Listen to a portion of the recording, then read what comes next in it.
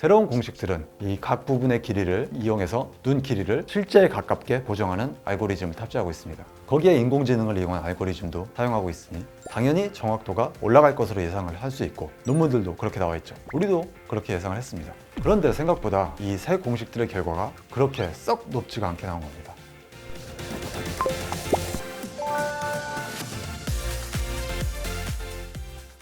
지난 시간에 미라클 안과에서 노안 백내장 수술 이후의 굴절 결과를 향상시키기 위해서 각 공식들의 저희 병원의 대량의 수술 결과를 입력해서 정리하고 분석을 했던 과정에 대해서 설명을 드렸습니다. 이전에는 초음파 계측기를 이용해서 공식에 입력할 눈의 구조를 측정했고, 21세기부터는 레이저 계측기를 이용해서 눈의 구조를 측정하고 있습니다. 처음에 칼자이츠사에서 IOL 마스터라는 레이저 계측기를 발명했을 때 이 신상품을 임상에서 사용하기 위해서 당시의 기준이었던 초음파 계측기의 결과와 일치시킬 필요가 있었습니다. 그래야 이미 있었던 공식들을 그대로 사용해서 인공수정체 도수를 결정할 수 있었기 때문이죠. 이 작업을 독일의 물리학자인 하이기스 박사님께서 하셨는데, 레이저 기계의 평균을 초음파 기계의 평균에 맞췄더니 평균적인 눈에서는 서로 잘 맞는데, 긴 눈에서는 레이저 기계가 더 길게 나오고 짧은 눈에서는 레이저 길이가 더 짧게 나오는 현상이 나타나게 됩니다. 이는 초기 IOL 마스터 모델이 기술상의 한계로 인해서 눈 전체 길이만 잴 수 있었고 각 부분의 길이는 잴 수 없었기 때문에 발생한 현상입니다. 현재 저희 병원에서 쓰고 있는 업그레이드된 모델인 IOL 마스터 700은 각 부분의 길이도 잴 수 있게 됐습니다만 여전히 눈 전체 길이는 이전 방식으로 표시하고 있습니다. 문제가 있는 걸 알면서도 이미 정해진 기준이 있어서 거기에 맞추다 보니 생기는 현상입니다. 마치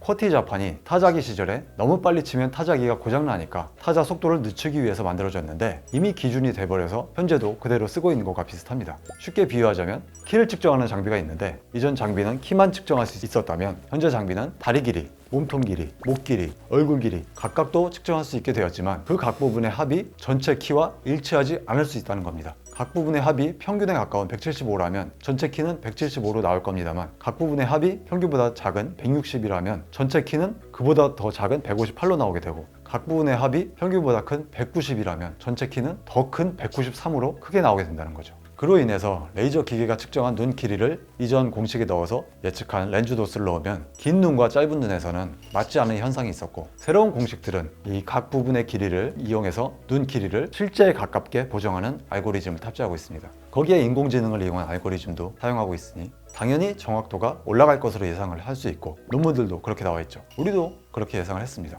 그런데 생각보다 이 새 공식들의 결과가 그렇게 썩 높지가 않게 나온 겁니다. 아까 말씀드린 하이기스 박사님이 만든 하이기스 공식이 있습니다. 이 공식은 과학적 원리를 바탕으로 한 공식 중에 가장 단순합니다. 수학이나 물리에서 오일러 공식처럼 공식이 단순할수록 아름답다고 표현하는 경향이 있는데, 하이기스 공식이 그렇게 아름답다는 평가를 받고 있죠. 새 공식들보다는 10여 년 이상 오래됐고 초창기 레이저 계측기 결과를 이용해서 만들었기 때문에 눈 길이 보정 알고리즘도 없습니다. 이 공식이 이렇게 단순한 이유는 완성품이 아닌 기본 골격만 제시하고 완성은 각자 수술 결과에 맞춰서 직접 하게 되어 있기 때문입니다. 수술 결과를 정리하면 맞춤형 하이기스 공식을 가질 수 있게 되는 거죠. 이렇게 우리 데이터에 맞춰진 하이기스 공식의 결과를 그 눈 길이를 보정하고 인공지능을 이용한 새 공식들이 크게 앞지르지 못하거나 오히려 하이기스 공식보다 좀 더 떨어지는 결과가 나온 겁니다. 이게 왜 그럴까? 좀 더 자세히 분석을 해보니까 새 공식들이 길거나 짧은 눈에서 하이기스 공식보다 부정확하게 나오는 것을 발견했습니다. 하이기스 공식은 눈이 길든 짧든 일관되게 잘 나오는 결과를 보였죠. 이게 기존에 알려진 사실들에 반대되는 발견인 겁니다.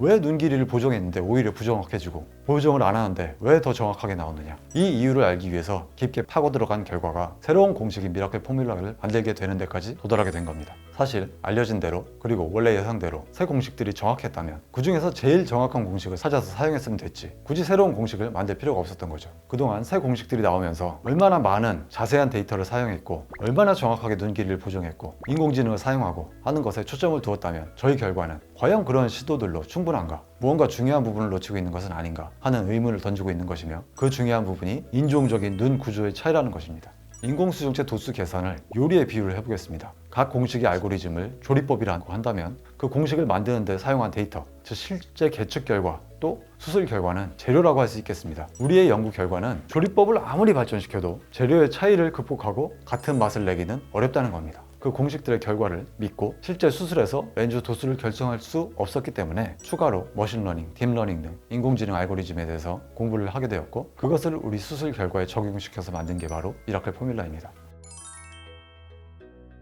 전문적인 내용이라 최대한 쉽게 설명해 드린다고 했지만 여전히 어렵게 느껴지실 것 같습니다. 노안 백내장 수술 후에 결국에 남는 것은 눈에 들어간 인공수정체 도수입니다. 그 정확도를 보다 향상시키기 위해서 1차적으로 수술을 많이 했고 2차적으로 그 결과를 정리해서 분석을 해서 기존에 알려지지 않았던 문제점을 발견을 하였고 3차적으로 그 문제점을 해결하기 위해서 동양인 눈에 맞는 새로운 인공수정체 도수 계산 공식 미라클 포뮬러를 만들게 되었고 4차적으로 그 미라클 포뮬러를 이용해서 수술을 진행하고 있습니다.